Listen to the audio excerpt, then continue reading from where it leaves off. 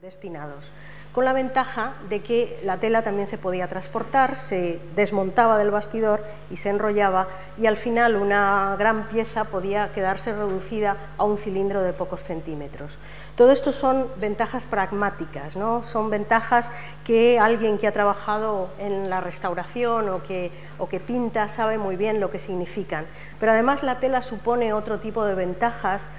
Además de la flexibilidad del soporte, de la ligereza de poderlo mover, y es esa textura característica que tiene la tela, ya se trate de una tela con un ligamento muy apretado o con un ligamento más abierto, pero siempre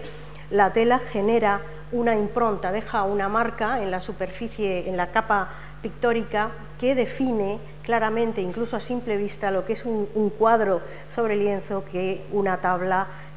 casi a primera vista se puede ver, porque la textura de la pintura es distinta. Hablando de texturas, hablando de posibilidades de transporte, hablando de colores, nos estamos metiendo ya no solo en el terreno de la historia del arte, sino en el terreno de la creación artística. Resulta que la mirada que el historiador del arte que se mete un poco en estas cuestiones adopta en parte ciertas actitudes del artista, en parte ciertas actitudes del restaurador, de manera que todo ello va a contribuir a que ciertos efectos en la pintura sean más enfatizados debido a que existe un soporte con una cierta textura en su ligamento que va a verse potenciado. O desde luego los efectos que puede conseguir el óleo cuando las imprimaciones de la parte baja están llenas de luminosidad y reflejan o son oscuras. Todo esto también tiene que ver con lo que sería el mundo del día a día del taller del artista, que es algo muy interesante que nos permite esbozar dentro de esta aproximación a técnicas y materiales la presencia del artista dentro de una red de conexiones sociales y económicas que no solamente le vinculan con el cliente, sino con todo un sistema de mercado, de comercio, de valores, de manera que el artista estaba sometido, por ejemplo, a ciertas prescripciones gremiales que hacían que, por ejemplo, no se le permitiera utilizar azul ultramar si lo que iba a pintar eran elementos de menor rango, como por ejemplo para pintar naipes estaba en muchos lugares prescrito que no se podía hacer así. Los pintores también tenían que moverse con los medios de los que tenían a su alcance, de forma que es muy común que en lugar de utilizar los azules de ultramar tan caros, se emplearan otros azules, unos sucedáneos que en principio podían dar el aspecto y el brillo y la intensidad del ultramar, pero que no lo eran y han tenido un comportamiento que luego ha ido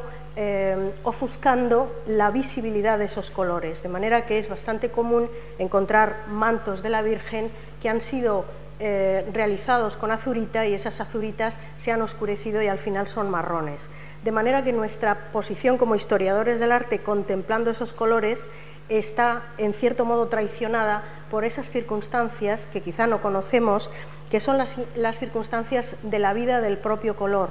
Hay un estatuto histórico en el color y esto se lo plantea John Gage en su libro Color y Cultura, diciendo el color que el artista realizó en esa obra que salió de su estudio no es el mismo que nosotros percibimos. Y dentro de este conjunto de cuestiones que es la transformación del color a pesar de todos los esfuerzos de un artista, porque puede ser una técnica buena, pero un color de mala calidad y ese azul brillante y espléndido se ha convertido en un color marrón.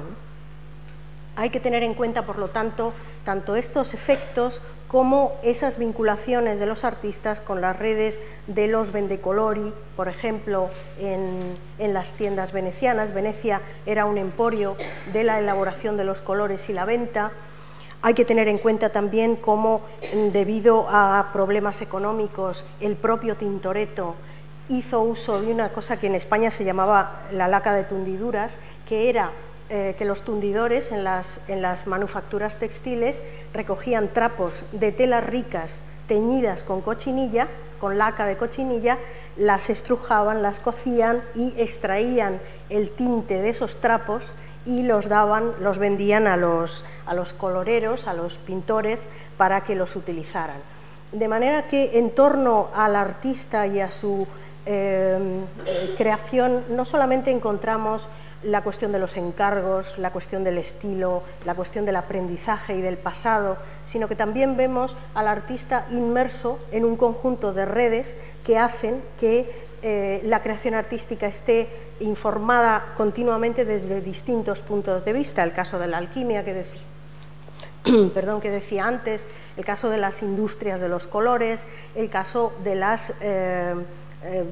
demandas también, cómo van cambiando, porque en esto que he llamado paradigma histórico, desde el principio, en el cual lo que se valoraba sobre todo era la riqueza de los materiales empleados, sin embargo, a medida que avanza y que nos adentramos en el Renacimiento, lo que va abriéndose paso sobre todo es el concepto de habilidad,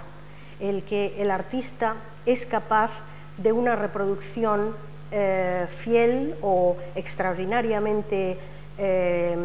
apurada y ajustada del tema que está reproduciendo. De manera que el factor habilidad, el factor genialidad, el factor peculiaridad en el toque y en la resolución de la obra va abriéndose paso, y de la misma manera también, y esto lo dice Michael Baxandall, en las obras, en las grandes obras, vemos cómo la cantidad de oro va reduciéndose, la cantidad de azul ultramar va reduciéndose, y lo que va primando en la Baja Edad Media, a principios del Renacimiento, es este factor habilidad, teniendo como marco la mímesis, la reproducción. Por lo tanto, este es un factor importante, esta deriva de la valía de los materiales en las cuales el artista realmente era un artesano, que incluso estaba menos valorado que un orfebre, por ejemplo,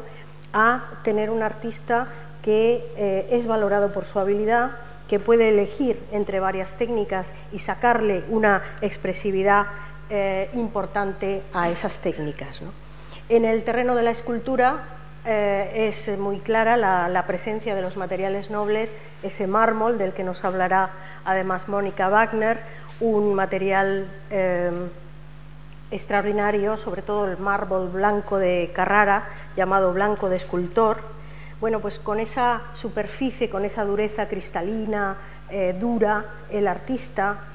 fue desarrollando sus habilidades para transformar esos materiales. La cosa era también esa simulación de otras materias, el poder manipular de tal manera un bloque rudo, duro, agreste casi, de mármol, y poderlo convertir en una superficie que simula casi azúcar, como en esas tres gracias de arriba de las que vemos un detalle, o en esta figura de San Martino con el velo transparente, cómo hacer que un bloque opaco,